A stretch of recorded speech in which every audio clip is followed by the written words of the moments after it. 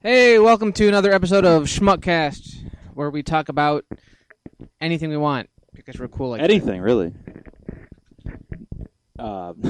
So, So, this was going to be the Star Wars podcast, but we have a lot in store tonight, a lot to talk about in the time frame that we're planning, a lot of fun stuff, and hopefully. there might be a pornographic sex scene for all you losers out there. So, how you doing? enjoy. It is good to see you. I'm great. It is really good to see you. Lots has Doing happened. good. Lots has happened. You fell in love with Berserk. I'm happy for you. Yes, I'm actually going to be doing a V-cast on that. You know what that is? By yourself? Yeah, He's very much in love with it right now. It's a video podcast, basically. Love at first sight. Or no, it's called a vlog, a video blog, basically. Oh, okay. That would be kind of cool. Yeah, I've been watching Berserk, and it's just been taking over my life for the last 2 weeks. I got a good question to start things off. I just wanted to know, in movies that you've watched, is there a villain you find yourself rooting for? Was there ever a villain that you felt you wanted him to win? That's kind of a good question. Vader, maybe? Not really, because Anyone you could think of, though? I don't know. It's, I like there are villains out there that you love to hate them, but I think I have to go with Freddy Krueger. I kind of rooted for Freddy. Yeah, but I don't really. I wouldn't count horror movies in that because with slashers, at least, that's the idea. I guess that's true. It comes to the point where you want the villain to win. That's the characters in those are cardboard cutouts. That's the idea. What about Sephiroth? He was kind of a cool villain, wasn't he? How do you haven't even played Final Fantasy VII? How would you? So no villains you can root for? I guess not. Really. Well, there is one, but it's going back to Berserk. And if you guys know Berserk is a Japanese anime. Japanese animation for those who are new. All right, this is your 2-minute plug right here. Okay. And it's I can't go into it. That's why I'm going to do a whole vlog on it. But it's just a very ambitious storyline, and the character, the villain in the story, Griffith, starts out as the protagonist. He's very ambitious, and you actually want to see him win. Of course, this is before he goes to the dark side, if you will. And Griffith? There's a lot of Griffith. That's a nice name. And he, in anime, they draw there's a lot of characters that have like long flowing white hair, and they're supposed to be symbolic of like angels and purity and things of that nature. And that's the kind of person this Griffith is. He's very charismatic. He's a leader. He starts out as a commoner and rises in the ranks. Like Sephiroth, doesn't he? He does, but Isn't that's there a little bit of but resemblance? Sephiroth has that long flowing white hair. Yeah. He's the symbol of perfection. The same kind of thing. I guess you're right though about the villain. Is that in slashers that's the whole point. So I guess you do root for them. And the thing is, Sephiroth, like I said, most villains are villains the whole time. Darth Vader is really the exception, and he didn't always start out as a good guy until the prequel trilogy. Yeah.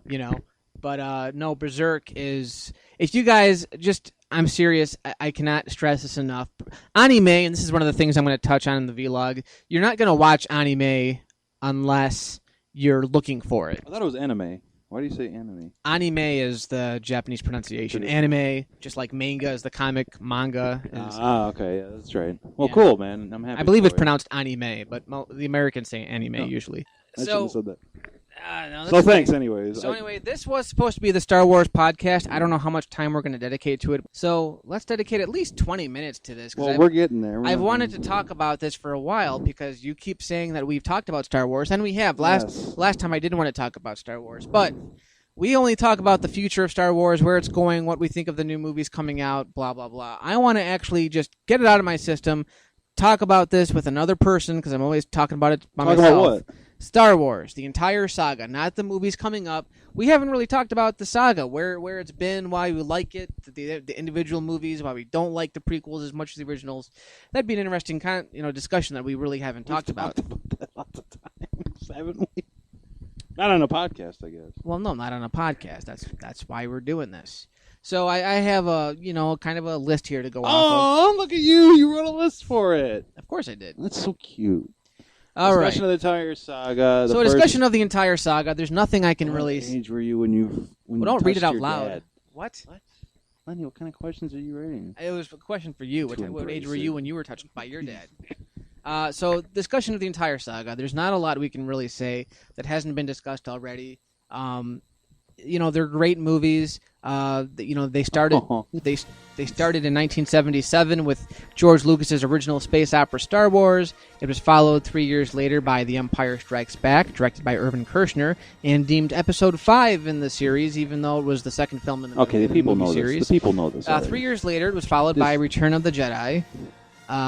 Directed by Richard Marquand, and it was the last chapter, the concluding chapter of the trilogy. And then 16 years later, we had the prequels: The Phantom Menace, Attack of the Clones, and Revenge of the Sith, which are hugely frowned upon by Star Wars fans and thought of as basically, if you like them, they're decent light entertainment. If you hate them, they're horrible abominations. So, what age were you first exposed to Star Wars versus? It was a little later, high school, I think, maybe late high school. Was that when you first saw the movies, or when you first started to really embrace? Renee. Oh, yeah, actually, I did go see Clone Wars with Renee. I remember that. Was that the first Star Wars movie you'd ever seen? Might have been. No, I've seen the other movies because you see them all the time on Christmas. And everyone. So that's what I'm talking about. The age you first saw them versus the age where you really started to think they were good movies. Oh, yeah. I'd say about 6 years ago. Especially the original film. That's the one I love the most. It's like I said, it's probably a top 10 film, which that's saying a lot for me because I love a lot of movies. But Star Wars to me will probably always be in the top 10, just because of its timelessness, its story, its characters. It has all the parts, and it's probably got the best soundtrack ever. I could almost say it probably is the best in history of film. I'm not talking like just recent. I'm talking in history. In terms of overall, like the full soundtrack, yep. Yes. And the opening shot with the ship, and it's all perfect. It's very perfect. It's a masterpiece almost. It seems silly to say it, but it's just perfect. And I was 5 years old when I first saw Star Wars, and what I really liked were the visual effects in the first movie. You talking the original film or just the original? Okay. Well, yeah, the original film, especially with the Star Destroyer flying overhead, even on the small screen TV, which back then I think the biggest TV I saw it on was like a 22-inch or whatever. But it was just really impressive. This long ship and. That just took like 5 minutes to go over the screen. Pure imagination of it all is really. I used to get them all confused so cool. though, because as a kid, you don't know what these Roman numerals mean. Every movie started with the credits, the credits crawl and everything, and they always started with a Star Destroyer. Yeah. So I always got him confused. I always thought I was watching the same movie at first, and then you had the different. Well, yeah, and you got the great scene in the cantina, all those great costumes. The key word with Star Wars, if I could use one word, is imagination. It really is amazing. And when you look at I want to talk about just the original visuals for a minute. Sure. It's really interesting. Did you ever notice, like in each film, each film has like its own color palette? Like in the first movie, you had Tatooine, and everything was like earth tones, skin tones. Yeah. When you got in outer space, and the Death Star, it was all like black and white. Yeah, very harsh and contrasty. In Empire, it was all like a white movie, and then green when you got to the swamp, and then Cloud City was like white and orange. Yeah. Yeah, and then the third movie was all foresty. That's pretty cool. Every movie, and George Lucas even said that he intended it to be that way. It was a very so it makes some great movies. You didn't want the whole thing taking place in outer space. And that was something that was kind of lost in the prequels too, just from an artistic standpoint with that kind of thing. A lot of things really just because the first movie, especially more than any of the other ones, it's a standalone film. When the movie ends, they saved the princess. It doesn't they get call their for awards. a sequel. I love the end too. Yeah. The music, like I said, it's got everything. It's probably the best science fiction film of all time. You could say fantasy too, but I'd say overall it's a science fiction because it's outer space. There's space. I'm just saying it's one of my top 10 favorite movies. Well, if you were to ever sit and watch a couple episodes of Star Trek, you would see you'd see the difference between science fiction and space fantasy. To me, space. Well, yeah. But anyway, we won't go into that debate. What I like about Star Wars too is it combines so many things. It's a lot of things. It's hard to categorize it into one thing because it combines so many. It's like all the. There's a lot of influences, and it looks great today. And that's what I love about it. It still looks very real. But I do remember when I used to see these movies back when they were like on the Disney Channel and they were on TV. Before they were remastered for DVD and things, the color scheme of these movies, I don't think anybody remembers That's an interesting point. If you remember, I remember when I was younger and I just watched them on TV. They weren't remastered, and they had I can't describe it in words, but the colors and everything were a little more faint, a little more faded. It gave it kind of a more magical quality than today. Today they just look really, really polished. They look great, don't get me wrong. But some of that just got lost. I remember watching the movie on Betamax years ago when I was a teenager. A friend of my dad's actually gave me a Betamax machine. This is well after I had a VCR for years, but I had the original he gave me the original Star Wars Betamax tape, and it was really interesting to go back and see what they looked like before they were remastered. I'm not even talking about the added stuff from the special editions. I'm just talking about the overall before it was remastered video or anything like that. It had its own little unique look. All 3 films did. But even the first Star Wars movie is the culmination of the whole series. It has everything. It introduces all the characters. The Darth Vader's defeated. Well, not defeated, but, beaten. So, Death Star blows up. Now let's talk about... when I first saw the movies, I was 5 years old, but I didn't really understand the storyline. I didn't really understand why Darth Vader was after the plans to the Death Star and all that. And Jedi, I didn't actually fully see Jedi till a few years later, and I was actually surprised to learn that Leia was Luke's sister. I didn't know. I knew a lot about, Darth Vader was Luke's father, but the thing about Leia and Luke, blew my mind, because it was like, wow, that's another revelation. Empire Strikes Back is the other really, really good movie in the series. Good. I think that one gets looked upon. That one gets looked upon fondly because it's a sequel that actually outdoes the original. To most people, it is the best one in the series. Yeah. I don't know what I would say. And I'd like to think of them as one movie, honestly. I'm really torn between Empire and Jedi. I just like the way that Jedi wrapped things up. But I thought the story got as dark as it needed to in Empire. And it had a lot of developing character relationships. The other thing about Empire that I thought was cool, if you look at the dialogue, you can definitely tell that there's a definite difference. If you look at George Lucas's writing in the first Star Wars movie, just the way the characters talk. Listen to Leia's dialogue in the first movie. Listen to the dialogue between her and Han in the second movie. It's better? Is that what you're saying? Or is it different? Well, it sounds more natural in the later movies. In the first movie, General Tarkin, I could smell your foul stench when you walked on board. It's charming to the last. It seems like a fairy tale dialogue. Yeah. Like, who talks like that? Well, then you get to Empire, and the dialogue is much more straightforward, and it's what people This actually is undoubtedly sound like. Harrison Ford's best portrayal as Han Solo, I think, without question. Yeah. But everybody's dialogue he really steals this. He stole the movie for me, honestly. He stood out the most out of everyone. He was real special in the movie. I think because Harrison Ford was expecting to die, I believe, at the end of the movie. Yeah. Yes, I really believe he was really... you watch Empire, he does stand out the most. I mean, well, Harrison didn't want to come back and do the third one. He wanted to die in the beginning. I think sacrificed himself. I think originally he wanted to stay in the carbonite or just be eaten by the Sarlacc. One of those. Sacrifice himself for his friends. Would be the noble thing to do. Yeah. But Empire has lots of obvious... I love how it's pretty much 3 different stories being told, and it's interwoven almost seamlessly. I mean, they're told so... you have Luke with Yoda on Dagobah. And then you also have Han and Leia and the robots running away from the Empire. And then what's the third one? What's the third story? Isn't there a third story? Oh, no. Shit. Oh, and Darth Vader looking for them. Those 3 segments were it bounced from one to the other nicely and seamlessly. And lots of great parts. I love that scene with Han and Leia in the spaceship when they're, my hands are dirty too. What are you afraid of? Yeah. Scoundrel. And then you have the whole character arc of Lando Calrissian too. He's got a personal story arc. What have we here? Yeah. Hello, what have we here? I don't blame him. He had no choice but to give him up, and that was also really cool. I had no choice. Right before you did. The last half hour of Empire is, to me, they're all it's classic impossible movies. to describe it. Now let's talk about what got me really hooked into Star Wars. To be quite honest with you, a couple of things actually got me into Star Wars. One, I used to go to Kmart all the time to look at the VHS. And I saw a big spaceship. No. Sorry, keep going. No, I used to go to, because that was the closest store to my house. I'd go there all the time and see what movies there were, and I remember seeing Star Wars as a kid, but I was now like 14 or 15, and I wanted to see it again. So the box art is really amazing. If you look up the original box art for Star Wars, it gets you pumped to see the movie. It really is. One of the and best the movie covers. Actually, it's one of the only movies, the Star Wars movies, that lives up to the poster, because a lot of these movies don't. Yeah, no, you're absolutely right. And even looking at the poster right now, I mean, it's like everything that you see in the poster happens in the movie. It's just beautiful. Those are great illustrations, especially the Yeah. original. I love it with Darth Vader, and it's just wow. Yep.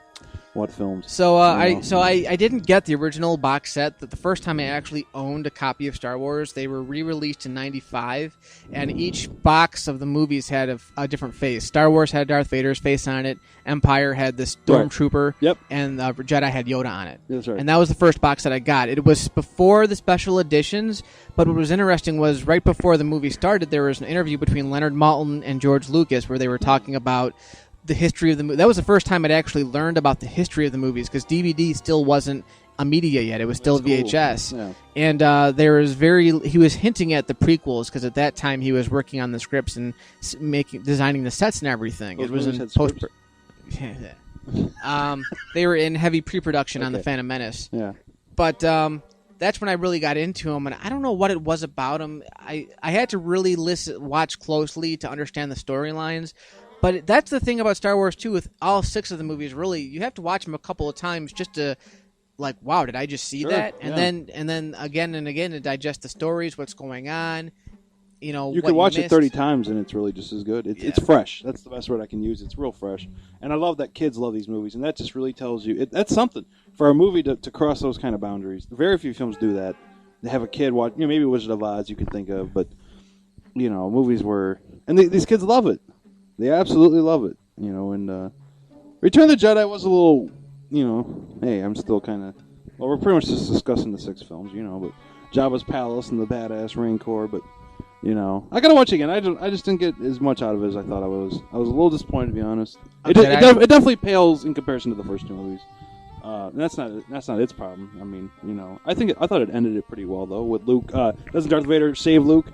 Right? He tosses the Emperor over, sacrifices himself. There's a documentary out now, and it's very short. It's like a 10-minute ode to Return of the Jedi. It's called Return of the Jedi to celebrate the 30th anniversary. That's good. Because this year is the 30th anniversary. And there are people out there who really love Jedi, and there are people who defend the Ewoks. And it really seems to me like people didn't start really ripping on the Ewoks until The Phantom Menace came out.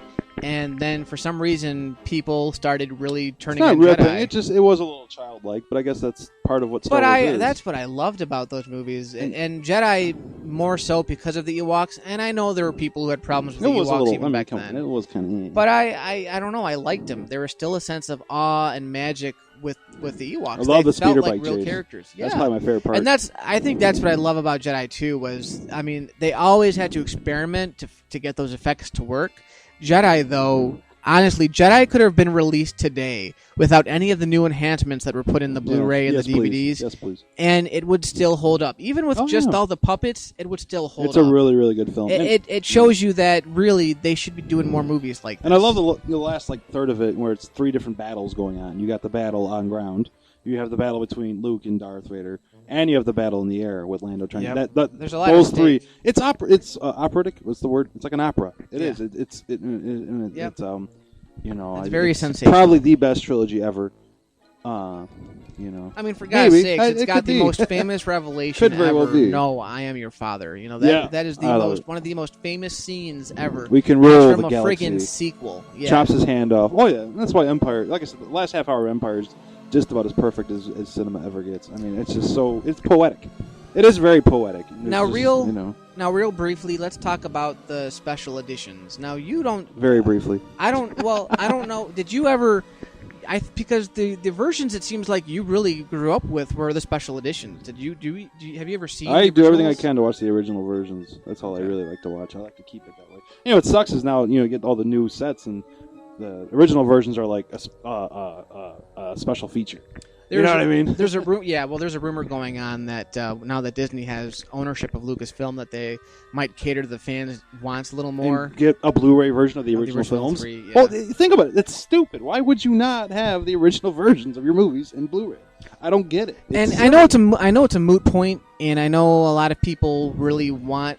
I mean, to me, that's what we all want. Before the Blu-rays came out, the first time that I was really, really kind of disappointed by the changes made was in the Blu-rays. The DVDs, and with the original special editions, I actually kind of prefer those for the most part to the originals, just because I do like the fact that a lot of the cities were opened up, that they made a lot of... The Jabba the Hutt thing was stupid.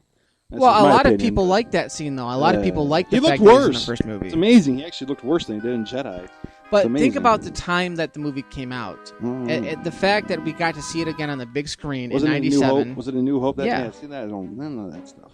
Yeah, I'm just because I always just watched Star Wars in its original form. So right. seeing that is it's so out of place. But when did you? But that's the thing. Like, where were you in '97? Takes away from high school. No. But I mean, were you aware of the trilogy? You probably didn't even. Not as much. No. That's what I'm saying. It's like it was exciting to be a fan a couple years before, and then to see that come back in where he's such a major villain. I don't like the special editions. Yeah. To each their own. I'm just mad that when the Blu-ray set came out and people spent hundreds of bucks on them. Not even the original versions. I couldn't believe it. It just doesn't make any sense. And come on, you gotta admit that it's kind of fucked up. You know, I mean, I don't see what the big deal is. I understand. It's a money grab. It's a cash grab. He's going to wait 10 years, release the original versions on Blu-ray, so everyone will have to buy those again. And it's insulting. I don't know. In my opinion, he didn't really release the originals on DVD. He did, but they didn't give them special editions, but the original versions were like tucked away on the second disc. Like people wouldn't want to watch them. But at the same time, they weren't even really touched upon. They ripped them from Laserdisc and popped them on there. They didn't do everyone. But you go to Amazon and look up any of those Star Wars sets. Everyone just bitches. That's all they do. But I don't really know if that's valid. I don't know if that's valid. They make valid points. It's not. They have a right to be mad. I mean, it is a little fucked up. I just don't understand what the big deal is. What I don't understand is, I think a lot of the changes made in the special editions and in the subsequent releases detract from the films, but not enough for me to be such a hater that I'm going to bitch about not buying the product. You know what I'm saying? I mean, it's still a lot of movies have delete. You know. Actually, you want the original version. You just want the original version. And I understand that, but a lot of Blu-rays actually release only the extended versions on Blu-ray, you know. It was an insult. The people have been asking for original versions. It's not even asking much. I don't get what is he so ashamed of? I don't understand it. And I think about preserving film the way it should be.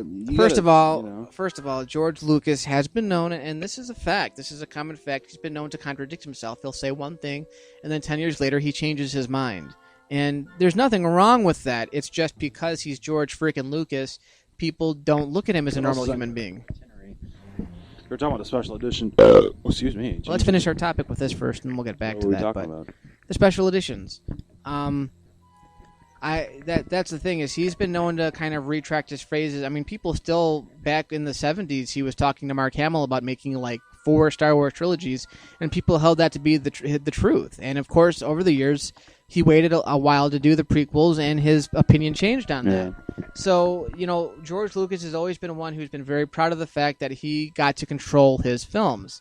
And you got to kind of look at it from his eyes, too. First of all, they are his films. People get mad at him and rant and rave and say that he fingered their childhoods, which I think is the ultimate slap in the face to him, because you guys went out and bought the toys and read the comics and everything, but now he raped your childhoods. It begs the question, though. Why not? Why can't you just put the original versions? It's just not. It's not something he's interested in doing.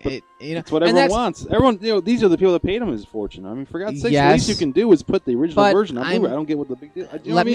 I understand, but let me just play devil's advocate here. He is the creator of the films, and I think the biggest problem with the fans, and there's nothing wrong with this, the fans feel ownership of the movies. They feel like these are their movies, and they should get the versions that they grew up with. And that's a valid point. That's why Spielberg only released the one version of E.T. on Blu-ray, and it was the original version. Yeah.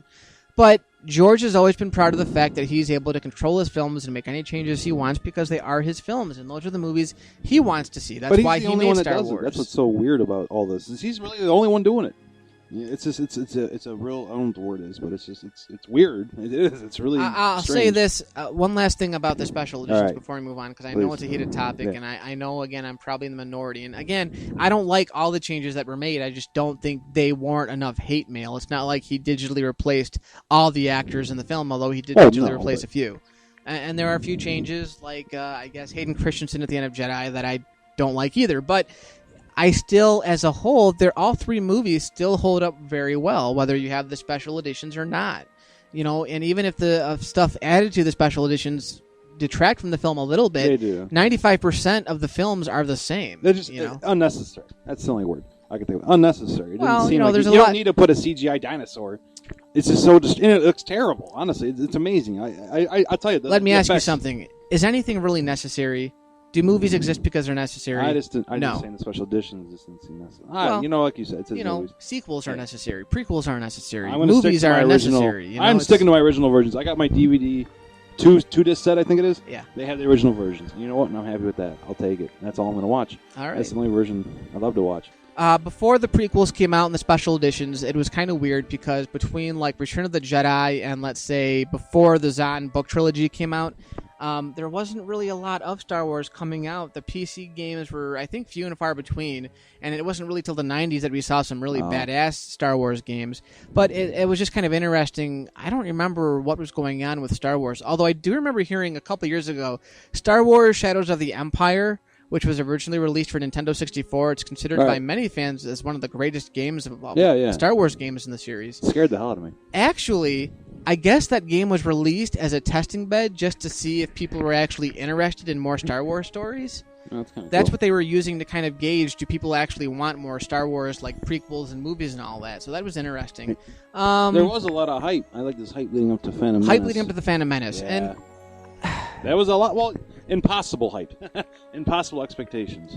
what if the movie had met everyone's expectations, though? Then would we be saying No that? movie ever meets everyone's expectations. That's not true, exactly. Name me a movie that's met everyone's expectations. The Empire Strikes Back. No, I think Harrison Ford didn't like it. Well, can't please everybody. Yeah, exactly. That's what I mean. You can't please everybody. But I know what you mean. The Phantom Menace had every opportunity to do as much opportunity. It had as much chance to succeed as it did to fail. It could have been a And great movie. To this day, I will defend the Phantom Menace, but I'm done defending it because I do see what the fans gripe about. I still consider it a good movie. But you like it. You enjoy it. I do. You can watch it and be entertained. And fuck them. Yeah. No, I mean it. If you like it, But then I'm done fuck 'em. defending it because Yeah. I don't really hear any valid complaints about it other than they don't like the story that was told. The acting's pretty bad. The writing's pretty bad. Let's look at Those are kind of important elements. let's look at both of those. Okay. I'm not defending that they're not bad and all that. If you look at the writing of the original Star Wars, the writing isn't that great. We talked about this between I'm not saying it's not good. Please just listen to me before you start throwing me hate mail and bombs to my house. Glenn, don't call here. Boogie. Harrison Ford is a terrible actor. Good. What are we talking about? God. Oh, the hype for the Phantom Menace.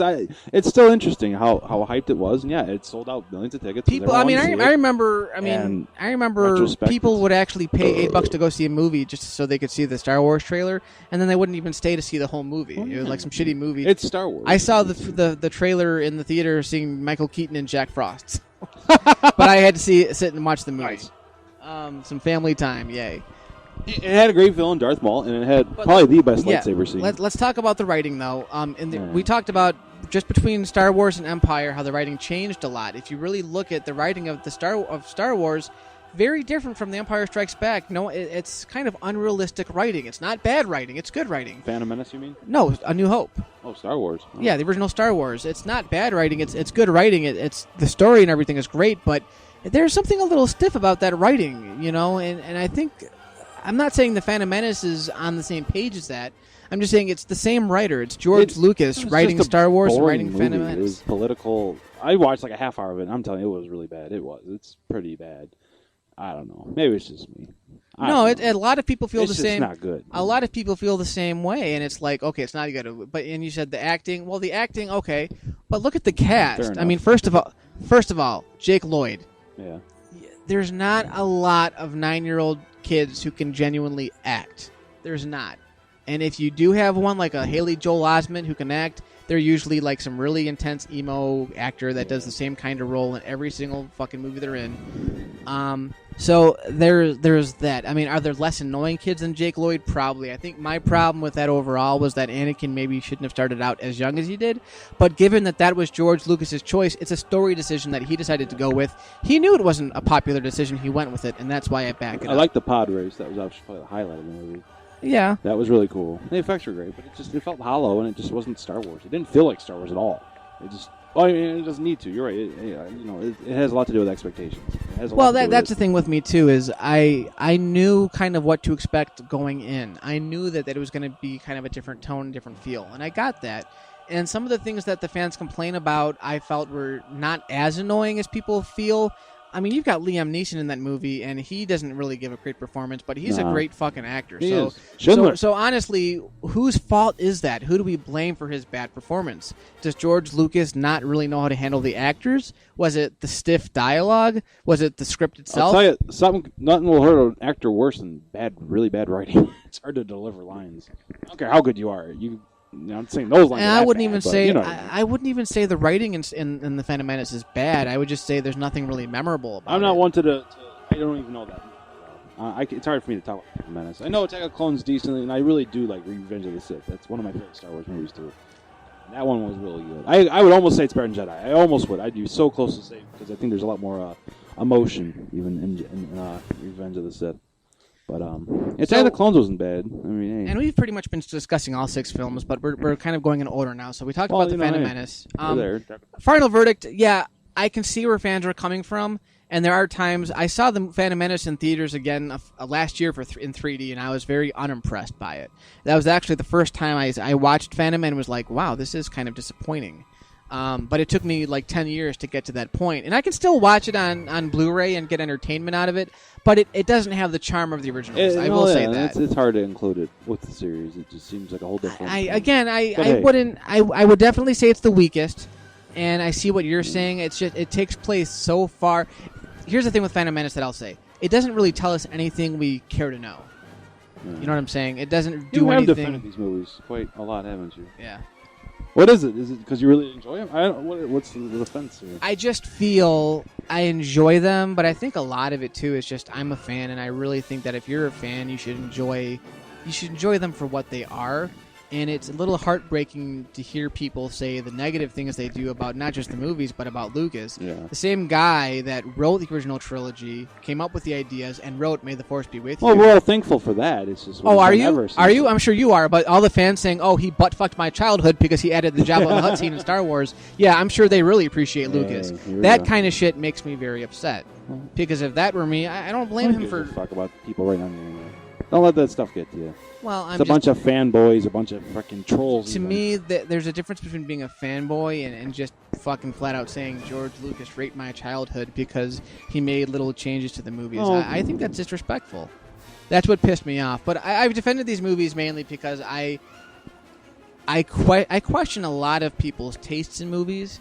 And we all have different tastes. I enjoy the movies. I know other people like the prequels, and you can debate it. On Rotten Tomatoes, the movie has like a 65% aggregated score. Mm-hmm. That's not as terrible as people... No, it's not. For The Phantom Menace, that's not bad at all. So... Based on one review. Yeah, Phantom Menace only got one review. Glenn Shoeming. I'll give it about a 65! I mean, there's respected critics who like the movie. Yeah. So again, it's a hard one to debate. And is the original trilogy the best trilogy of all time? God, that's a hard one. Or Lord of the Rings, I think. That's a hard one. We can talk about that another time. That's a good question. I don't know. Yeah, I don't even know if it's the best. I would take Star Wars because I just fucking love outer space and science fiction and all that stuff. I like that a lot more than fantasy and elves and dwarves. I have to admit, Star Wars to me probably would take the cake. And more memorable heroes and characters, I think, too. I would say Lord of the Rings is actually a better made movie trilogy. I actually looks a lot better. I felt more involved with what was going on in Lord of the Rings. I mean, I've actually cried at the end of Return of the King because it got so emotional for me, and I thought it ended perfectly. I thought those movies, not including the extended versions, because those almost seem like miniseries, not movies, because they're so damn long. I think the Return of the King was actually the best movie of the decade almost. Yeah, it's hard. The only thing with my only gripe with Return of the King was it was such a big movie. Yeah. There's so much going on in that one movie alone, to say nothing of the trilogy, that I forget a lot of stuff that happened in there because it's such a big movie. It's exhausting. It's a very exhausting experience. Try watching the 4.5 hour extended. Nothing wrong with that. Nothing wrong with an exhausting experience. No, but I mean, you feel at the end of it like the characters, went through a journey. Star Wars, I never really felt that emotionally. The only time I felt really emotionally attached to any of the characters was actually, two times. When Anakin kind of lost it in Attack of the Clones and admitted to killing the Tusken Raiders, I actually really liked the performance in that.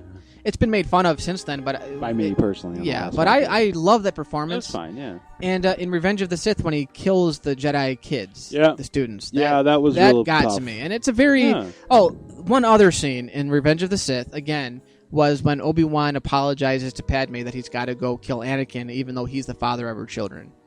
I mean. These are great moments. The third movie especially was people overlook that because of like one or two bad fucking dialogue scenes. I think Revenge of the Sith this scene is definitely the best of the prequels. So Attack of the Clones, let's talk about that next briefly. That one seems to get that one gets overlooked by a lot of people, but I think because Hayden Christensen especially got a lot of female attention. There's all those rumors about the NSYNC being in the film. Remember that? Before the movie came out, everyone was talking about NSYNC being in the cantina scene. NSYNC? NSYNC, the band. The boy band? Yeah. They were? There was a rumor going around that they were supposed to be in the bar scene at the very beginning where Obi-Wan and Anakin are chasing the bounty hunter. The bounty hunter. they're supposed to be dancing in that scene, I guess. And Oh, jeez. they got. I'm pretty sure it was a rumor. That but must have been apparently, Lucas's idea. I don't know. Let's get Justin Timberlake. The one thing I questioned. I'm not really pissed off about it. I know all you guys hate Jar Jar Binks. But if you notice, from episodes 1, 2, and 3, you saw less and less of him, which I'm sure fans were were proud of. What I don't understand is, I really hope he didn't make that decision based on what fans were thinking, because George does not seem like the kind of person that really gives a fuck what the fans are thinking. He goes ahead and does them because he thinks they're good choices, which is fine. He should do that. But it seems like he cut back on Jar Jar because of fan reaction to that character. Was it part 2 that had the mother dying? Yeah. Yep. And then I like the end in the arena. You got Natalie Portman in a really white suit. I think my biggest thing with 2, and it's a better movie than Phantom Menace, but it's also the one that's least memorable. Yeah. The love story between Padme and Anakin killed it for me. That was the biggest point. Oh, it was terrible. Lucas is even admitted. I think he can't write a love scene to save his life. Yeah. It's really bad. But that's the thing, there are other people like Lawrence Kasdan who's written Star Wars scripts before. Why couldn't they go back and do a proper rewrite? It just doesn't seem like they were polished enough. Well, Lucas, and that's my biggest gripe, was... Lucas had sole control. It was his baby. Well, from what I understand, even from The Phantom Menace, he didn't want to write those movies. He just wanted to direct. He wanted someone else to write, but nobody else wanted to fuck it up. So he was stuck writing it. You would think someone would step up to the plate. I mean... that's a pretty heavy thing. I think a lot of people also didn't feel it was necessary to do the prequels because the first 3 movies were so beloved. So it's hard to say. Attack of the Clones felt more like a Star Wars movie, but at the same time, it had some rocky elements, especially because most of it hindered on this love story. That's the whole marketing campaign, was the love story. It is slightly forgettable. And it fell apart. I like Obi-Wan with the Jango. That was cool. Yeah. Well, the whole last 45 minutes of that movie are amazing. Yeah. The action scenes with Count great. Dooku and obviously Big Yoda at the end. When Yoda broke out that lightsaber, man, everybody in the audience was cheering, man. That was one of the greatest cinematic moments I've ever been to at a theater. It was awesome. Especially in the Star Wars. So, Revenge of the Sith, this one baffles me. I love it too, but it seems like people really hate this one because it's a prequel. No. I think people do like Return of the Sith. I hope they do. They should. If you look at the aggregated scores on not just Rotten Tomatoes, but the general consensus is it's the best of the prequels, but it's still a prequel, so it sucks. Well, that's not fair. I totally disagree. That's not fair. That's not a fair judgment. It's not, and that's why I defend these films. Is because it gets to the point where you guys aren't making valid arguments anymore. Now you're just being assholes. They're called trolls. Yeah, fucking trolls. There's people out there that will write such absurd things just to get people to respond and get all riled up. They love doing that stuff. They'll say the most dumbest thing. Yeah. Fuck the Beatles, Justin Bieber.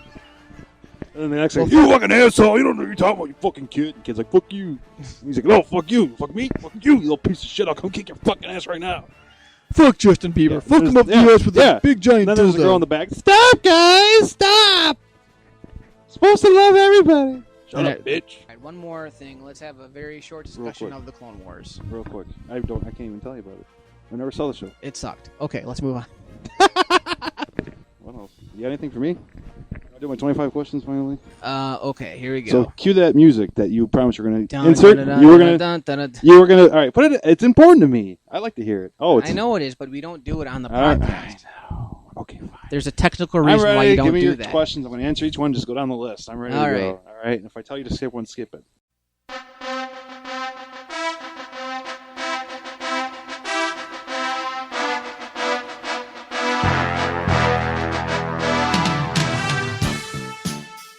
Favorite video game character?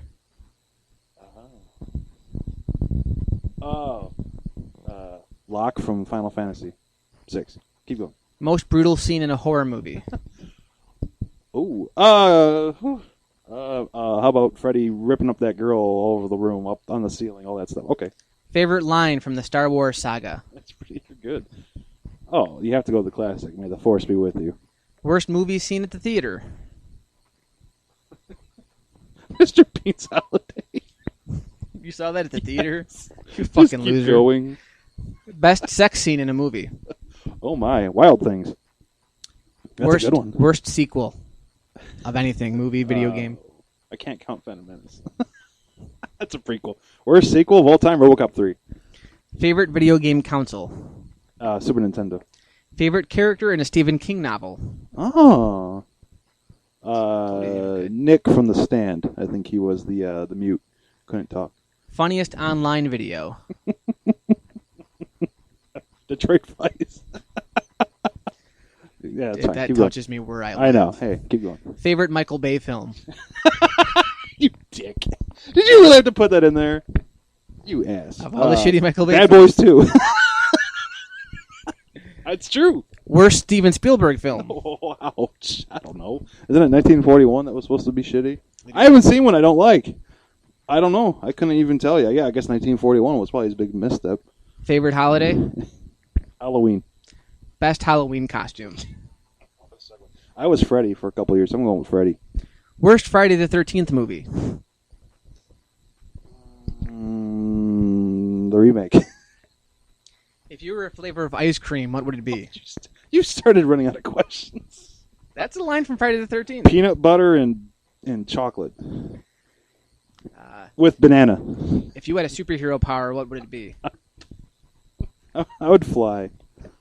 What's the hottest woman in Hollywood? Mila Kunis. Ooh. What's your favorite remake? Oh, The Thing by John Carpenter. Toka or Razor? I'll take the turtle. Asshole. The Final Fantasy game you're most looking forward to playing? 20. Good of an I answer. gotta wait a couple years. Are you almost done? Almost there? Tits or ass? Tits. Canadian beer or American beer? Oh, this is getting off subject now. Canadian. Red Wings or Tigers? Oh my. Okay, here we go. Last one. Biggest disappointment in a movie, book, or video game? Phantom Menace. And that's the 25 questions. All right. Oh, but you're not gonna like that last one. I'm sorry. I got a beef. I watched the whole Harry Potter series, the whole thing. Right? Yep. Voldemort's a sweet villain. Here we go. And the problem I had at the end of part 2, I was really upset, and it really bugged me a lot. 2 questions I had. One, why didn't Voldemort make sure Harry was dead? He strikes him, but he lets just one bimbo walk up and say he's dead. And he just accounts and assumes that he's dead. He doesn't even make sure. If I was Voldemort, you would have believed that he would have checked every vital sign ever. At work, we have a saying for all the managers. It's inspect what you expect. It's a good plot He failed hole. to do that. Well, hey. Plus, it was just one person. He just let one girl go up to him. Well, who was it that checked on Harry in the movie? You know? It was Narcissa Malfoy. I mean, yeah, and she Draco's just like, mom. I just don't see that. I just didn't get that he would not even, it's like, I don't know, you know what I mean? It was such a pivotal thing to happen. Why would Voldemort just assume he was dead? I don't know. And the only other thing I had a problem with, too, is why was the snake even anywhere near Hogwarts during the battle? It came down to it being the last Horcrux. It's like, why would you have that thing slithering around Hogwarts? I mean, they could teleport everywhere, it seemed, right? He could take it. Why wouldn't he? It just, that really bugged me. I don't know why you would. I guess you don't have your story then, obviously. It's a hard thing to figure out, but I just... Are these hypothetical, or do you want answers for them? I do want an answer. It's kind of like, Darth Vader could kill Luke off in the first 5 minutes just by using his hand, that choke thing, the Force choke or whatever, but then we wouldn't have a movie. This is a little different. I think Voldemort could have easily... Yeah, I think it's a valid question. Why would he have the very last Horcrux that would end his immortality slithering around Hogwarts by itself?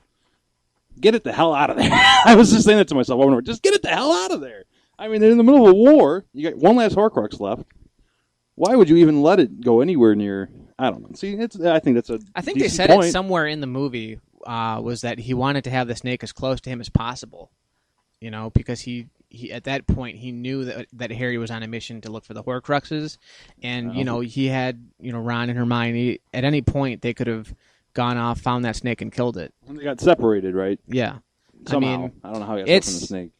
It's just a story. I'm not bitching. Believe me, it did bug me. And you were right. You could have come on. The whole 8 movies, you get them all built up, and it's just such a stupid. I just don't get it. And the movie act like it wasn't a big deal, but I think it is. My big beef with Harry Potter, with especially the last film, was there was a feeling after the 4th book and the 4th film that they were built because Voldemort had come back in that movie, in that book.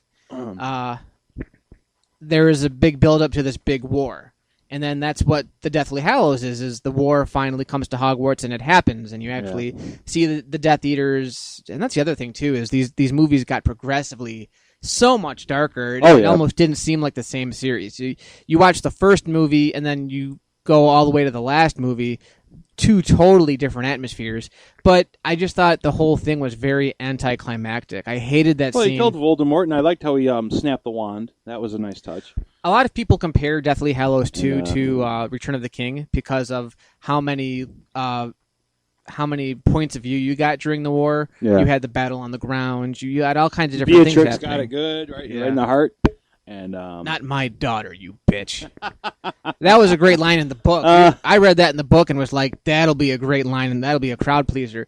But the thing with the reason why I bring up Return of the King was everybody seemed really disappointed about the fact that it had like 15 endings.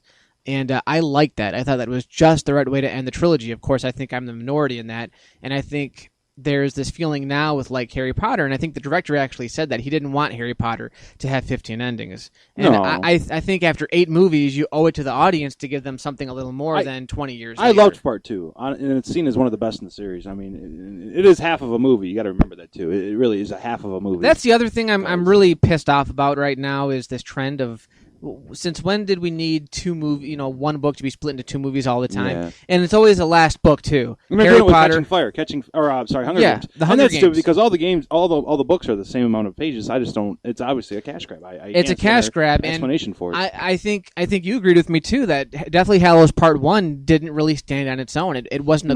It was a good movie. It's one movie. I It's half of enjoyed a it. movie. Yeah. It's a setup movie, and it can't help it. Just make the movie 3 hours and make it one movie. And I was wondering too. I was like, "Wow, how did Harry know where the sword was? How did they end up by the pond? You know, the pivotal sword of Gryffindor. where he's following. I know Snape sends him. Was he? He's following following the stag. Remember, Oh, the okay. stag kind of leads him there, Yes. and he finds. And the other it. question is, how did he survive? I mean, he went to heaven, I guess, with Dumbledore, kind of. And there's that scene in the all white where you see Voldemort's soul dying. How did he survive then? And he just came back to life. I mean, it's. Did he appear dead? Because he not- was breathing. When he was breathing, the girl checked on him. She said, "Oh, he's dead."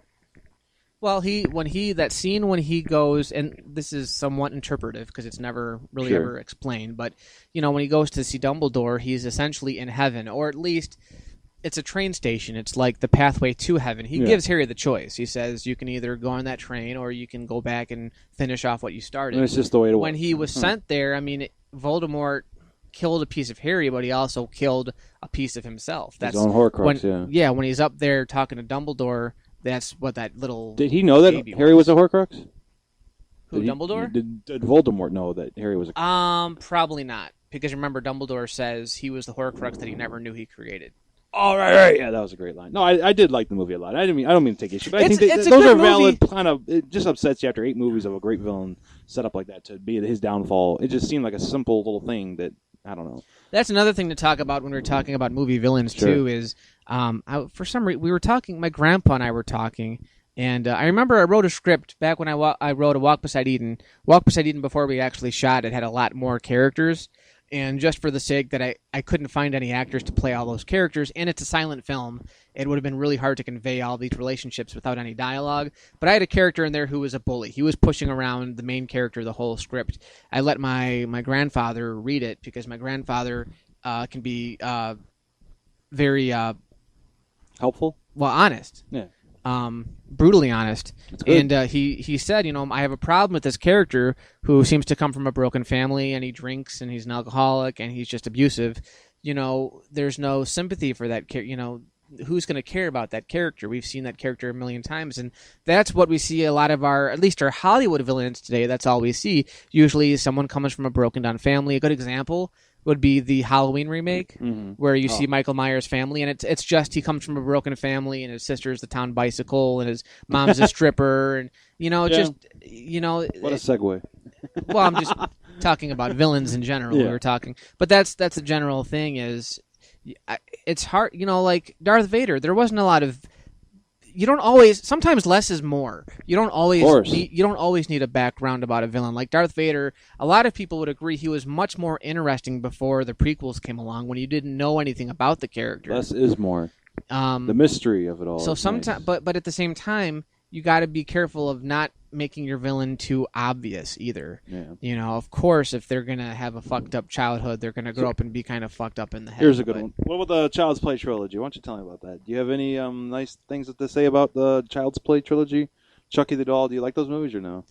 I liked them before they started to become comedic. I like the first. Well, let's look at the first three. I liked them when they we were child's play. First three is really what I want to look at. I really like the first movie. I like the first movie, obviously, by itself. Creepy. I'm surprised that the first movie stands the test of time. Yeah. I mean, there are still people who are frightened by it. Creepy when the batteries aren't in the doll. It is, but essentially, it's such a goofy concept. It's a midget running around. It's a goofy concept that really. For Charles all intents Lee and Ray, purposes, right? The serial killer. Yeah, for all intents and purposes, Child's Play is a movie that shouldn't have worked. That's something that, like, the Puppet Master people would That's make. pretty cool, I think. And the kid wants the doll, and she gets it for him, and then it kills the babysitter. Well, you've got a good cast. You've got, what's her name? Catherine Hicks. Yeah, she was very pretty. Yeah. And you had what's that guy's name? The cop? Yeah. I don't know. He was in a similar movie. But anyway, yeah, and there's a cop, and the kid's trying to prove that, Chucky's really alive. There's a lot of great scenes, and there's a lot of atmosphere. It's very scary. I love the score. And I like the first movie a lot. My favorite part of Child's Play, though, is probably the end fight. That is one of the best end fights in a movie I've ever seen, when they, like, burn him and then they chop his arm off. Kill him! Kill him! I like when they melt his face. It's the very last line, and he says, "Hi, I'm Chucky. Wanna play?" And it's got that final little, the end. The last, 15 minutes to me are just balls off the wall. Yeah. It's a so creepy movie. Crazy. It's a movie. Batter up! It's a movie that really shouldn't have worked, and the fact that it worked at all and that it was a pretty good horror movie. Yeah, the sequels, but that's the thing with any horror villain, especially one that has a personality like Chucky and Freddy. Once you bring them out of the shadows and you make it more humorous, then it loses its effect. What's nice about Child's Play is that he's not all up there. He's not the star of the movie. In 2, 3, 4, he became the star of the films. He was much more out. But in the first movie, you don't really know. It's just, of course, the best scene is the fireplace, obviously. I'm going to throw you in the fire, you fucking whore! That was so cool. He was biting her and everything. I like the first movie. Well, the first movie of any series, usually when there's a big reveal like that, like, oh my god, he's a living doll. I mean, that's pretty cool. You can't emulate that a second time. It's like, it doesn't have really good kills, but it does make up for its finale, which I think is incredible. That's a movie, though, that wasn't about blood and guts. It was about suspense. That's when they cut that. Yeah, that's when they cut the head off, and the head's just like, kill him! Kill him! Give me the boy! So, Child's Play 2, I actually didn't see till years and years later. I wanted to see it when it first came out, never got a chance to. And for some reason, it came out to video, and I never really... When I saw it years later, I probably would have enjoyed it a lot more had I seen it at a younger age. Yeah. But I think I'd gotten so pissed off with that series. By the time I saw the second one, Bride of Chucky had already come out. So my what about part 2 stands out, though? Anything... I really like the ending in the factory. Yeah, the ending in the toy factory is the only thing that stands out. And they fuck him up again. They fuck him up even worse. Well, that's the thing, though. The second one wasn't suspenseful. The second one was about the gore, and I think the most disturbing part in that movie is when Chucky kills the teacher in front of Andy's eyes. He doesn't kill the teacher in front of Andy. He doesn't? No. Oh, Andy's already been excused, but it is a great scene. I don't know that he comes out of the closet. That I thought was a little too much with the. Oh, really? With the ruler? With the teacher, yeah. Oh, because he writes "fuck you, bitch." It was on his homework assignment. That's the thing. I don't remember a whole lot. He's like, "Where is it? Where is it?" Ha ha! And he writes "fuck you, bitch." Now, the one I really do like, and I'm not saying it's a good movie. I enjoy it. Is Child's Play 3. Oh, we can go to the third one. Yeah, I like that one too. It's when Andy Barkley goes to the military camp. Yeah, it's like And in a lot of ways, that one's Whitehurst. It's got if you really look at it, it's got a lot of memorable dialogue and characters and things. It has its moments. I like the heart attack. Are you fucking kidding me? Yeah, that was classic. And that Whitehurst knew how to disarm a bomb. I'll tell you. Yeah. Doesn't he throw himself over it? I like. He looks like Chris Siever.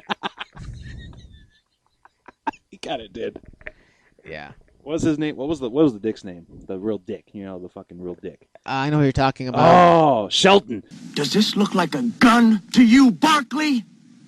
It's a rifle. Major Ellis, sir, would you please show the new boy the difference? This is my rifle. This is my gun. This is for shooting, and this is for fun. Yeah. Shelton and his goons. But isn't it amazing how, like, a movie as obscure as a sequel to that franchise, you remember the characters, I can almost say 3's better than 2. I almost can, because... 3 is better than 2. I thought 1 and 3 were the only really good 3 has a little bit of a silly franchise. little plot, though, because doesn't Chucky have to find someone else for it now? Yeah, I mean, it does, and Which that's I the guess thing. makes sense. Parts of 3 look like a direct-to-video movie, but, the part it's a little where... cheaper. Yeah, but the part where they were getting chased in the carnival I thought was really cool. It's a fun Charles movie. stopped swearing. Yeah. It's a fun movie. It Presto, really is. you're dead. Yeah. That's the all. Poor garbage truck guy. He didn't even do anything. That poor guy in the garbage truck. He didn't deserve that. Chucky didn't give a fuck, man. Chucky. Yeah. But yeah, he wants Tyler, and he tries to, it's time to play hide the soul. You're right. The carnival was cool. Yeah, and the real blade that chops his face off. Yeah. That's a place still going to get sued. Yeah. No, part 3 is pretty good. I got to get out of this fucking body. How do they kill him?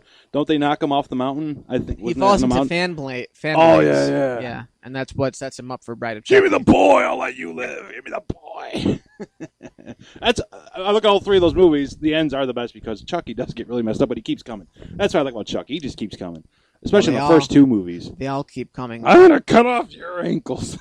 When he's like at the very end of part 2, I think it was.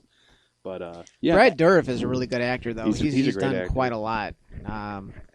He was the main villain in Exorcist 3, and I mean it's not a great movie. It's probably right up there with the first one, though, in terms of entertainment. Yeah, fully agree. But the acting in that movie, his performance in that movie is the reason to watch that movie. A decapitated head can continue to see for approximately 20 seconds. So when I have one that's cocking, I always hold it up so that it can see its body.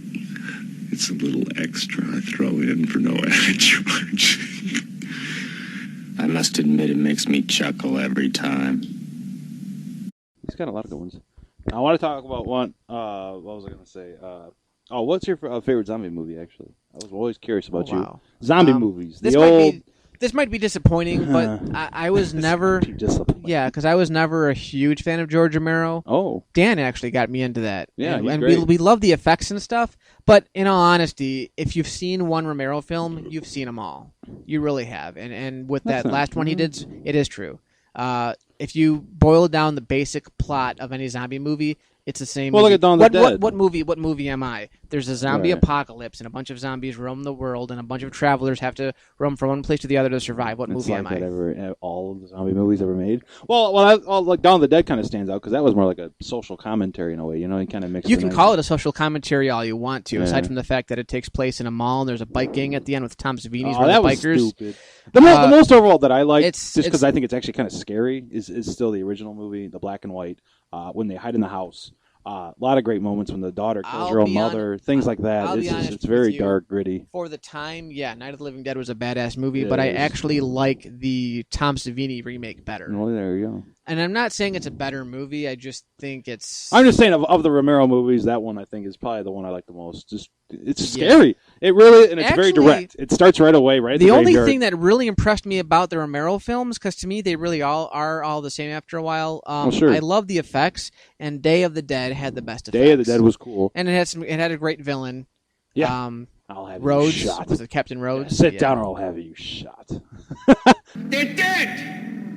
They're fucking dead. Why wasn't anyone getting it on down there? I mean, I'm telling you. Huh? Anyways. Oh.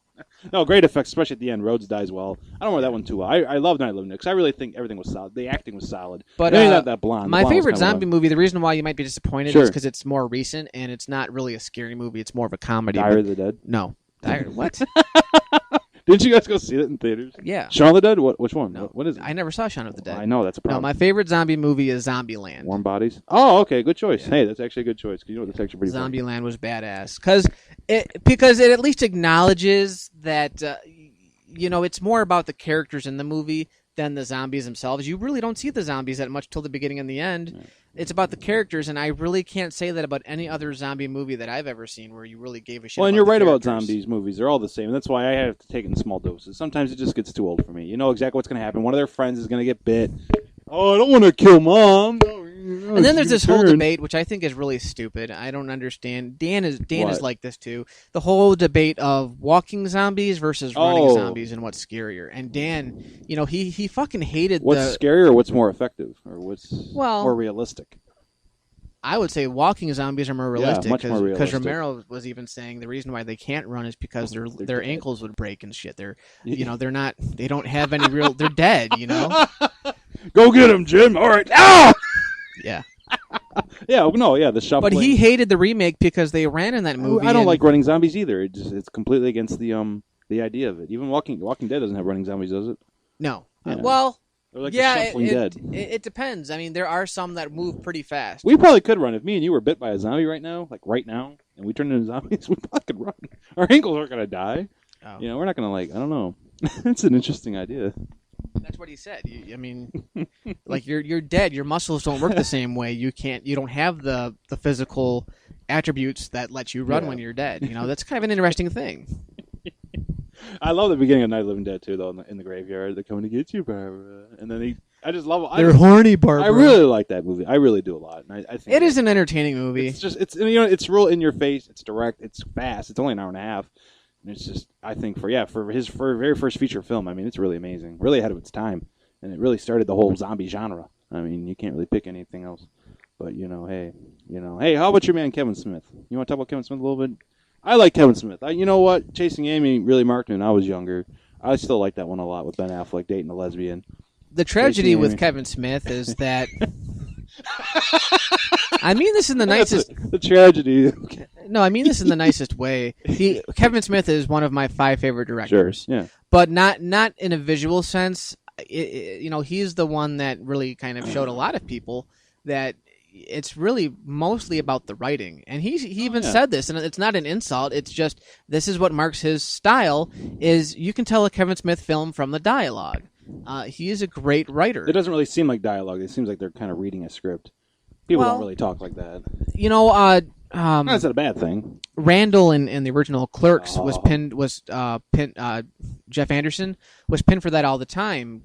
People would always tell him it looked like he was just reading from the script, but I thought the performances in both Clerks 1 and 2 and he always chewed gum, right? He always chewed gum every scene, I think it was. He said it helped him relax. Maybe. Yeah, if you watch Clerks, he's always chewing gum. Yeah. He said that it helped him relax.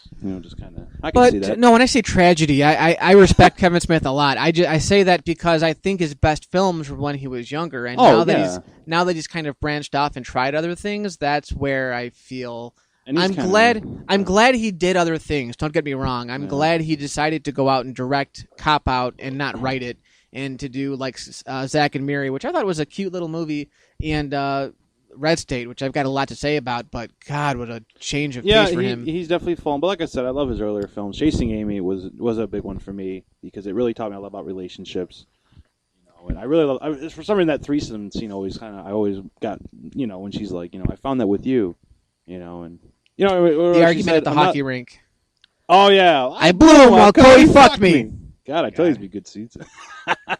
Well, no, it's true, and he got all obsessed about how her past, and then. She said, I've been down that road so many times, but I never found what I was looking for. I found that in you and us.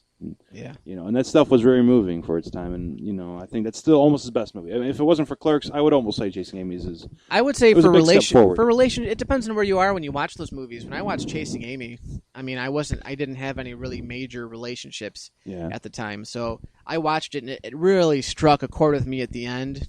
It can teach you a lot about relationships. It does. And it's a really well-written film, and it deserved all the praise it got. That's probably my favorite film in his catalog, with the exception of maybe Clerks 2. And I can understand why people wouldn't gravitate to Clerks 2 like they would with the first one. But the reason why I love Clerks 2 is where I was when Clerks 2 came out. I can relate to Clerks 2 a lot more. The overall message in Clerks 2 is that it doesn't matter what you do in life. It doesn't matter what position you hold, how much money you make, but it has to work for you. And that's something, in all honesty, this is just me getting kind of deep and looking within myself here. That's really, even right now with my current job, how I feel. It's this constant dilemma or inner struggle of, do I do what's right for me, or do I do what's responsible because I'm in my 30s now? And they felt behind. They felt like the world had kind of passed them by. Yeah, and I mean, I especially felt that, especially when that movie came out. That's how I was feeling. It probably, it wasn't as funny as Clerks, but I think the message, it had a lot more heart. I think that's the word. I don't think it was as funny. I mean, there's some funny parts, but I laugh all the way through Clerks. I don't think I could with Clerks 2. But like I said, Clerks 2 has some dry moments. It has more heart than Clerks. I used to really like when what drew me to the original Clerks was that conversation about the Death Star, the contractors on the Death Star. Of course. Yeah. I mean, I'd never seen a movie that referenced Star Wars, and when I first saw Clerks, I was like, I love Star Wars was my thing, and no one else is just mine. I didn't Blasphemy. I didn't know anybody. Yeah, That's in such a down note. And what a weird ending to end that alternate ending when Dante gets killed. That was so weird. That was Kevin Smith. I was basically. watching it. I'm just like, that's just his weird. with that ending. His biggest criticism was that he didn't know how to end a movie. That's why he did that. But I like the way he ended it, and what I like about Clerks is you feel like Dante is a changed man at the end of the day. Like he went through some kind of, he was bouncing the level. You know what I mean? When Randall's like, "Well, what the fuck are we doing here if we're so high?" Yeah. You really felt like his life had changed in one day at work, and I think that's what I could get out of it. And it's a great expression for everyday life. Obviously, when you look at Clerks 2, it didn't really change us that much aside from where he worked. But I wish I didn't have a girlfriend of, that sucked 37 dicks, but yeah. Wow. Well, eventually I go down on 37 why couldn't you just in a have row? sex like a normal person? Yeah. That's what I mean. Them old movies is just about Every time I kiss you, I'm going to taste 36 other guys. Snack cakes. Clerks, yeah. Where's all the Gatorade? Oh, yeah, no fucking right. Everyone took all the Gatorade. They drank it all. If you get a Gatorade, everyone's going to want a Gatorade. I do the Clerks 2, too. I like that. Yeah, I love her. Clerks 2 has some dry moments, cute. but again, Clerks 2 has that scene where they're talking, he's comparing Star Wars to Lord of the Rings. And I was watching, it's a funny scene, but I was really watching that, like, at that point I wasn't so much a Star Wars fan anymore. I was, but I was kind of a mild fan at best. And it had nothing to do with the prequels. It was just I learned so much more about other movies that wasn't the only thing I was into anymore. And so when I'm watching that, and I am a big Lord of the Rings film fan, not a book fan, but I love the films. And I'm watching that like, come on, like really, like you're gonna do this? Like it's a funny scene. I'm glad they did it. It's a great conversation because Kevin Smith kind of made a point to support it and then denounced it. That was really cool. It was like he was kind of, an Oscar, your friend George Lucas will never win. Oh, sick burn. Yeah. What does he say? There's only one return, okay? And it ain't of the king, it's of the Jedi. Yeah. Even the trees fucking walked in that movie. No, I like Clerks too because it did have a lot of heart. But you're right, Kevin Smith has definitely fallen off the radar, and I think he's even kind of given up the whole. He's done with filming. I think, and I think that's good. I think if anything, he can stick to his writing, and he's writing Clerks 3 apparently, which I think is the one thing to do. I think if he's gonna make another movie, that should be it. And I think that'll be a great high note. I'm really excited for it. He's excited for it. I think he thinks. And that's why I don't mind him doing sequels, especially with Clerks. He said a lot of times with the Clerks 3 story, every time he tells it to Jeff Anderson or Brian O'Halloran, he cries because it's so poignant. He said it's Randall's story. So I am looking forward to it, and as long as they're good, I get a lot out of Clerks. It's more than just a comedy film. I really feel like there's a lot of heart in it, and I really feel it can hit you. It's hidden. You don't see it sometimes. I mean, the first time you watch it, people don't notice it. They're too busy laughing. But and that's you forget the heart he put into it. And that's why I'm saying, sometimes a movie doesn't have to be as funny as the original, but it can still still hit you for different reasons. Yep. So he did a very good job with that. And given that Clerks 2 is first of all a sequel to Clerks, which is a movie that's been in the film book. I mean, that's something we read about in film school. Just it was made on such a low budget and all that. But the fact that it was made so long after the first movie, there's so many sequels today that come out. They don't give a shit about making a good movie. Yeah. They just want to do a cash in. So Clerks 2 is more, especially Clerks 2 is a very cheaply made movie. What's nice about Clerks was that he sacrificed so much for it. He was really putting everything on the line. He sold his comic book collection. He credit cards were maxed, and he filmed it all at night. Right? Isn't that true? Yep. Filmed it all at night. That's why the shutters are closed. All right. Well, if you look at Zach and Miri, when they chose to shoot at the coffee shop at night, that was basically Kevin Smith filming Clerks. His own. Yep, I know that. Yep, that's awesome. So, who's your favorite Koopaling?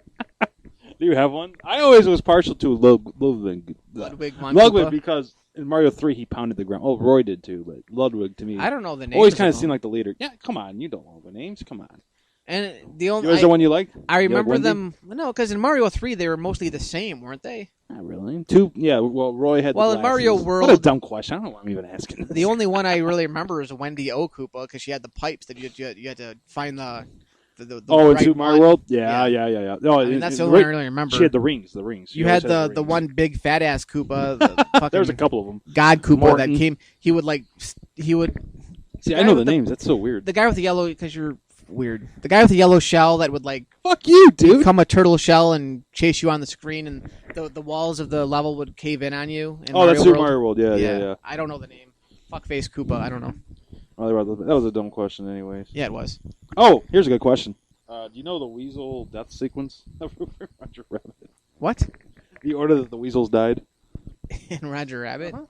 It's funny because Alyssa just got into that movie. She's been watching it like every day. She comes bet up you don't- I here bet and he doesn't wants to know. watch funny movie. I bet he probably doesn't don't. know. I think the first one to die was the leader, right?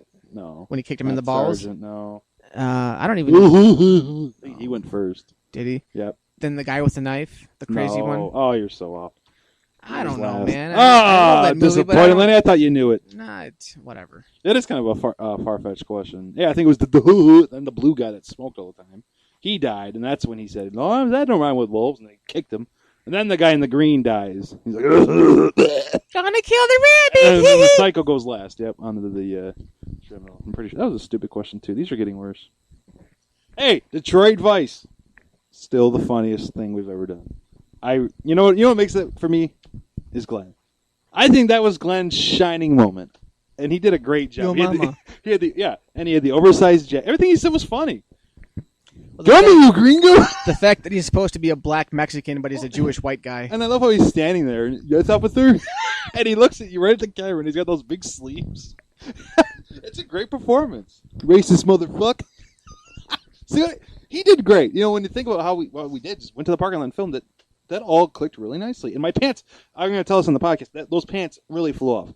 That was not planned. I had snap-down pants, and during that shoot, they really ripped off. I That's really why I hope ran he away. didn't rip him off on purpose. That'd be scary. Oh, that would have been great improv, because that was pretty fun. I'll get him, Sonny! My voice What cracks. the fuck are you doing? Rape! I just want to rule the world like a dickhead. Get off me, you gringos. You fucking Mexican, you. It is. It's still our funniest, I think. So, not a good memories there. You can quote the whole thing. I almost know the whole script. I love those days when you and Dan used to come over and we'd just film Oh. random shit. I love those days. I miss it too. Don't worry.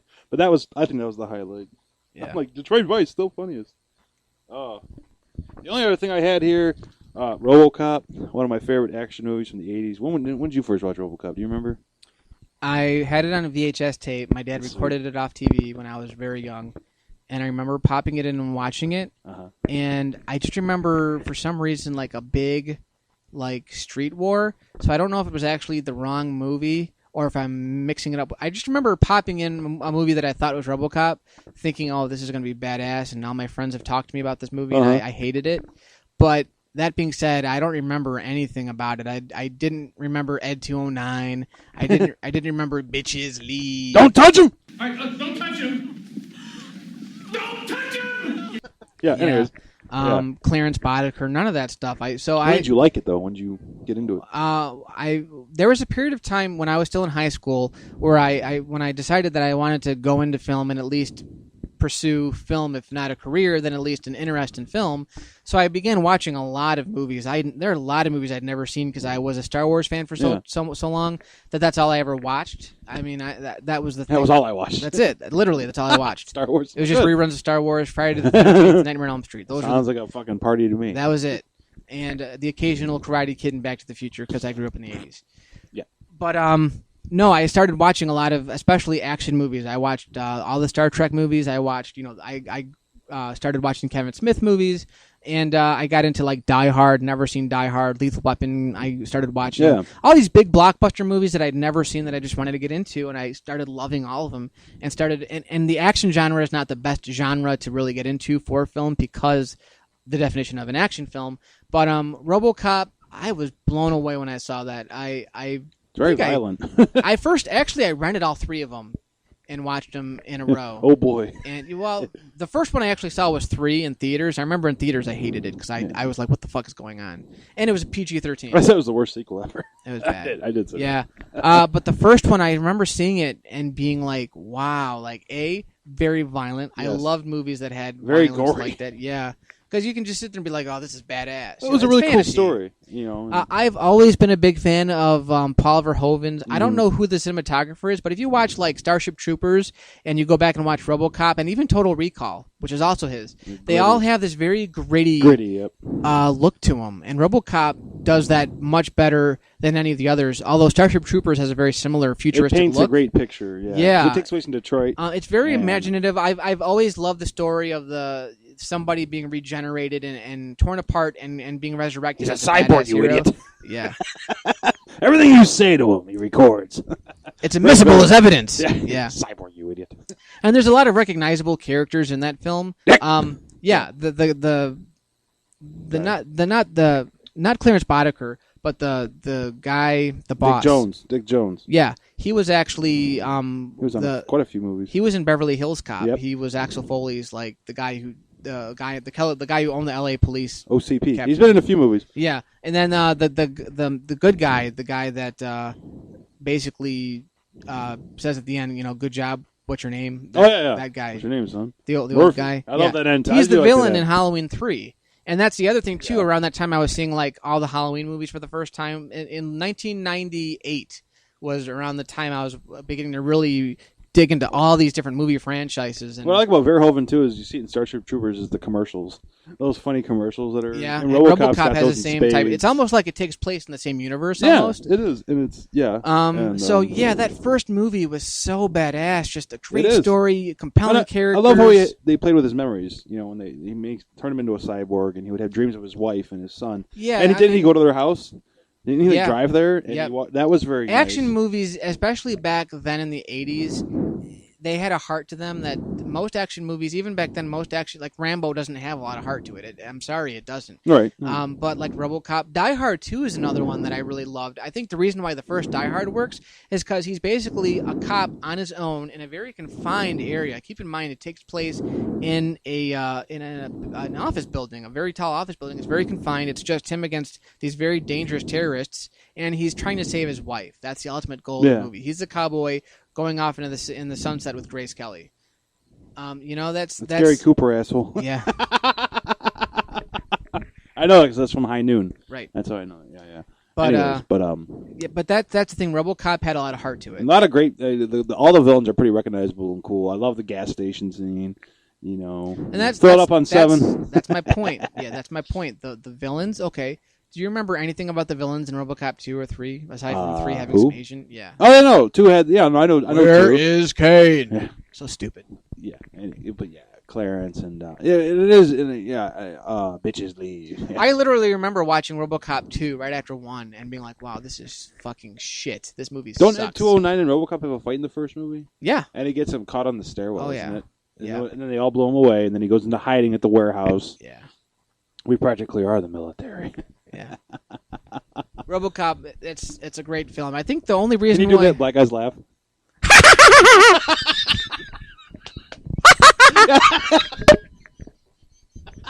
I took her out. Hey, Clarence, he's got a car just like yours, man. Oh yeah. Clarence, no. Oh, man. Nice car. Mind if I zip this up first? Yeah. Just a lot of great characters. Sayonara, RoboCop. There's Oh, help me. Hey, don't touch me, man. There's that. And he runs him over with the car. There's an Indian dude in the first movie too with long hair. He doesn't have a name. He's not one of the. Barely main see ones. him. He gets killed in the cocaine factory. I think. Yeah, That's what but you're in Lethal talking about. Weapon, he's in Lethal Weapon 4. He's one of the cops in Lethal Weapon 4. That's probably my favorite part of RoboCop, by the way. Though, I have enough coke to. What does he say? Shut up your dope wop ass. You'll shit snow for a year. And then the tigers are playing. Yeah, you're talking about my favorite line from RoboCop. I love that line. It's like, "Come on, Sal. The Tigers are playing 2 nights. I never miss a game." I love that scene. The little role he does. I think, he's probably the highlight of the movie. Almost is that villain. Yeah, he's a great villain. Every scene he had, he stole it. I mean, and it's great he did to see little him. Things to make his it's character. great to see him in that movie, and then to see him in like that '70s show where he's totally happy. I love to see villains that go off and do like funny roles. Crazy. He was nuts. I mean, yeah, he was just bad at. Not yet. It ain't. Where's my fucking lawyer? Oh yeah, no, just give me my fucking phone call. He spits out the blood. He's like, oh shit. See, I got this problem. Cops don't like me, so I don't like cops. It's really funny too. I can laugh all the time with that movie. I think the only reason why I picked Starship Troopers over RoboCop was A, there's a lot more going on. B, because it's about a younger. A lot more going on. There's a lot going on in RoboCop. Well, I'm just saying, in terms of action, Starship Troopers is actually a war across the galaxy, and you're involved with all of the characters. But RoboCop had a lot more to say, I think, in a way. The man and machine and.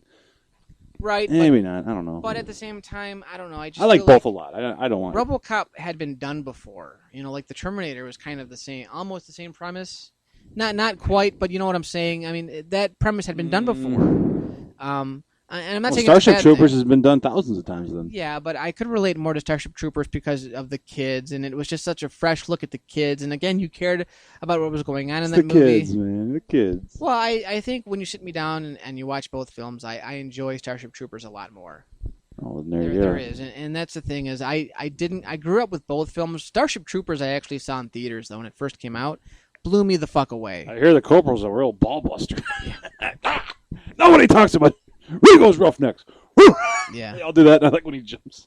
it's such a good movie. It's There's such little because that's things. another one too where it has two really terrible fucking sequels. 3 actually. There's Oh, another one. yeah. They're terrible. The one movies. scene I really liked was not liked, but I thought was really good was when he's talking to his parents and they see the shadows are creeping in right before their planet gets What is annihilated. That's us, Rico. And you got Denise Richards. in the War! side. We're going to war. Let's get inked, yeah! Get a skull on my ass. That way, when they kill me, they can look and go, "Oh, it's him! I found the Aztec." I'm sorry. Be deleted. A deleted scene that was directed by Matt. Hey, there's Carl. Fucker's dead now. Fall back. I like the bug effects too. Obviously, it looked really cool. Obviously, that big giant bug was the best part. Yep. Rico, you know what to do. Yes, And sir. this was a point in time where CGI was still they were still trying to find a way to perfect it. So it still wasn't being overused. You saw it a lot, but they were very cautious about using it because they weren't sure if they could make it look real. And Starship Troopers, for the most part, there are some points where you're like that's CG, but the brain bug Yeah, it was sweet. excellent. You know, That guy's brains right out. and That was I think cool today it's just we're so used to seeing it that it's just not even effective anymore because it's overused. No, the commercials and the Right. and violence.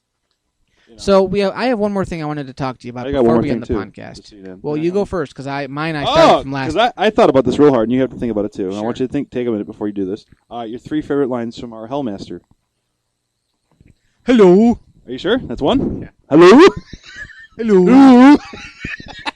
Okay, there's one. You got 2 more. Save me from bad production. Not bad. Come on, really think about a good I one. am the last boss of this game. Next, you're gonna fight King Koopa. Okay, I got 3 I'm here. Skittles, back from the dead. I got one here. Dorothy, what'd they do to you? And I'm back from the rainbow to give you multicolored gayness. That's my favorite one. And my favorite one from you.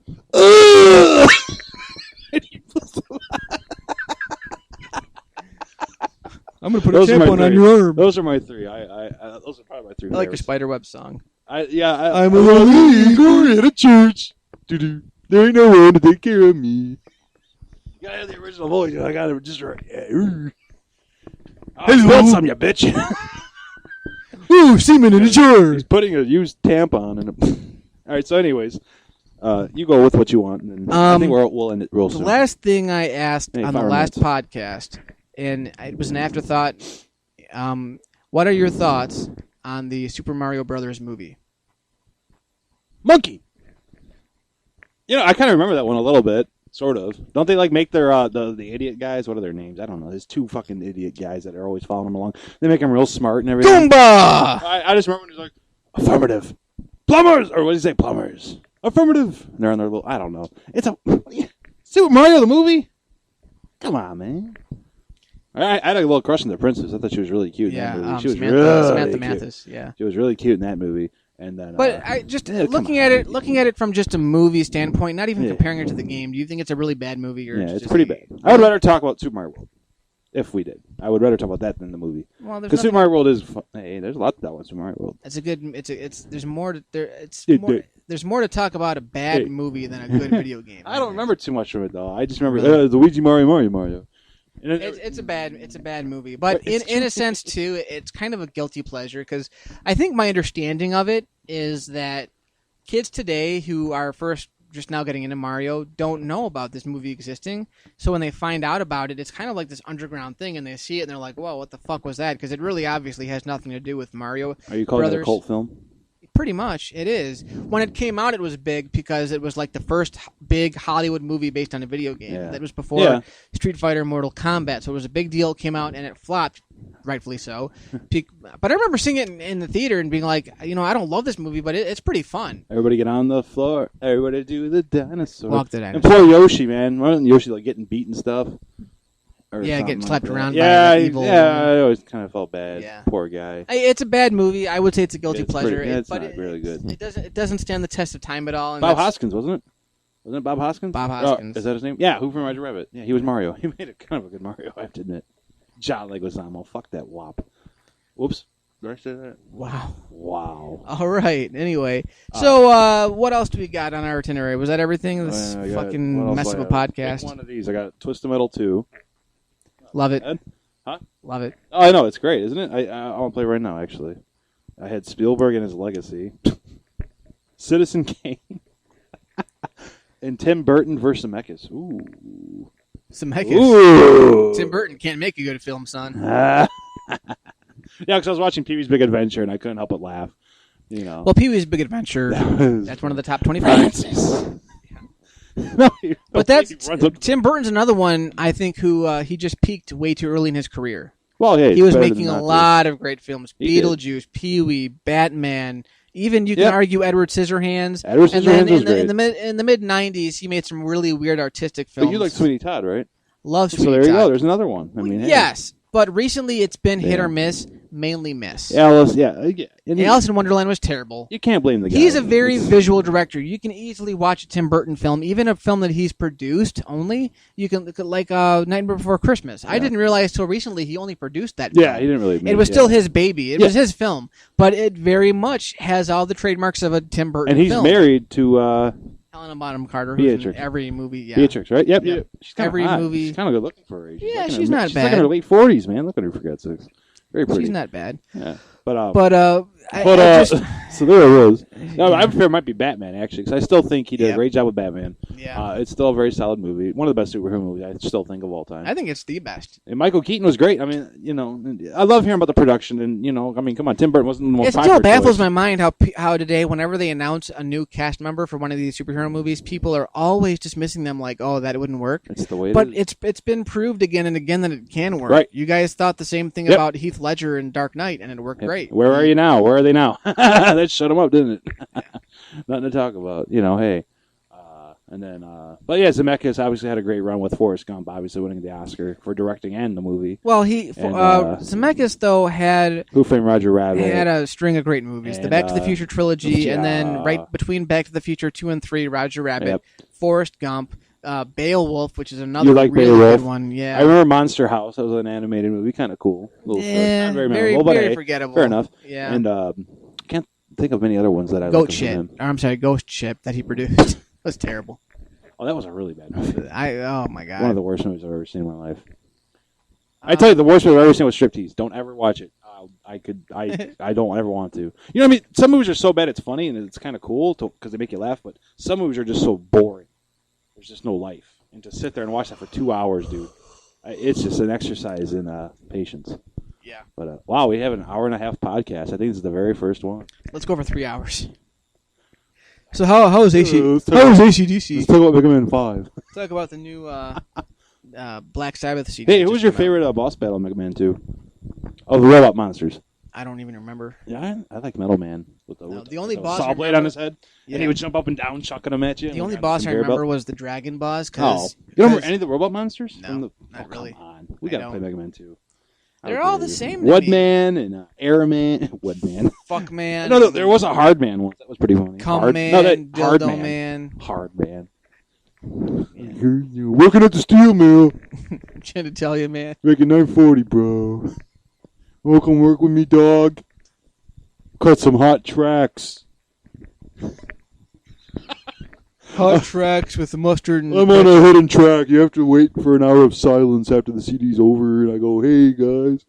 Hey, BMG, baby. Stick it in my crotch. Corey, what does BMG mean? I don't know. Big mother gun fag. I was trying to think of that, too. I was thinking of big motherfucking... Then Did he actually say that to big you? motherfucking goat cheese, bitch.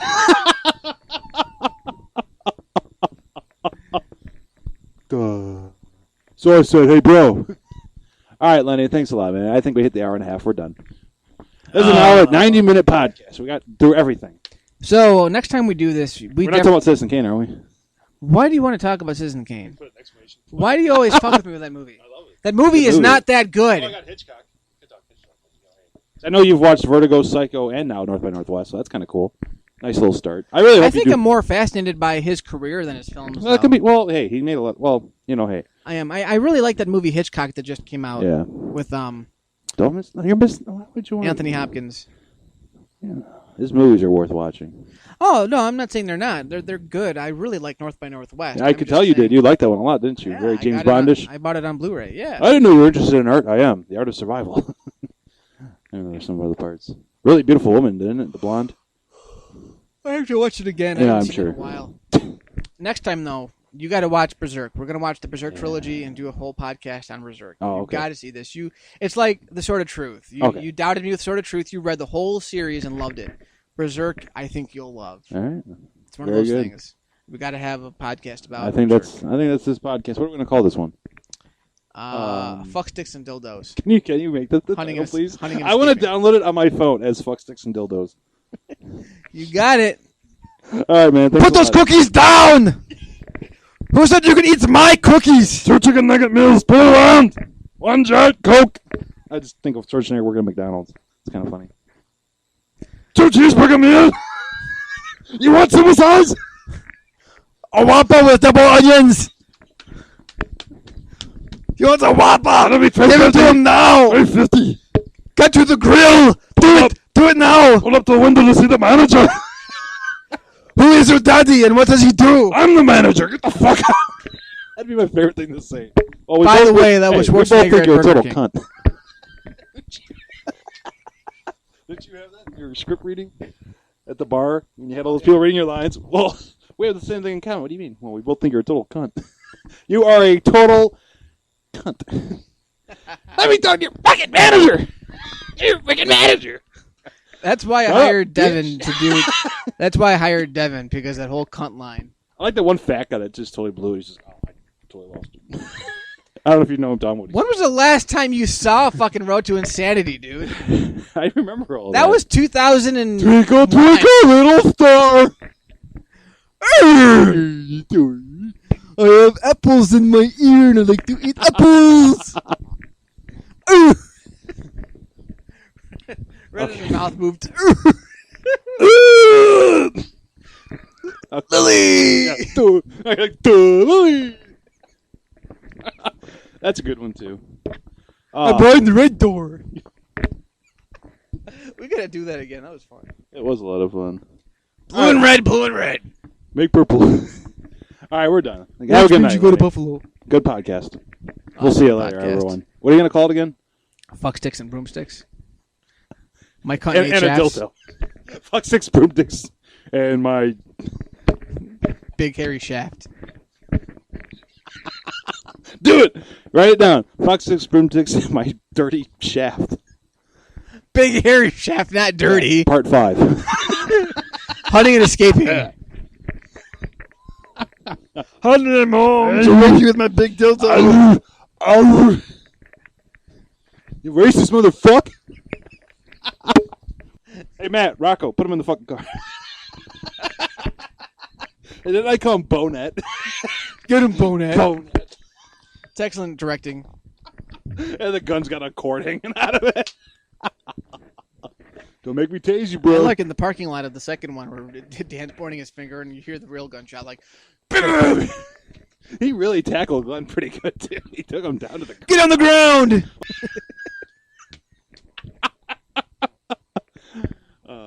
All right, man, we're done. Have a good night, guys. I'm out. Matt Weatherford signing off.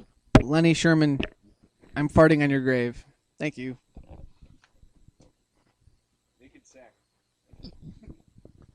Hard, yummy cocks in your ass.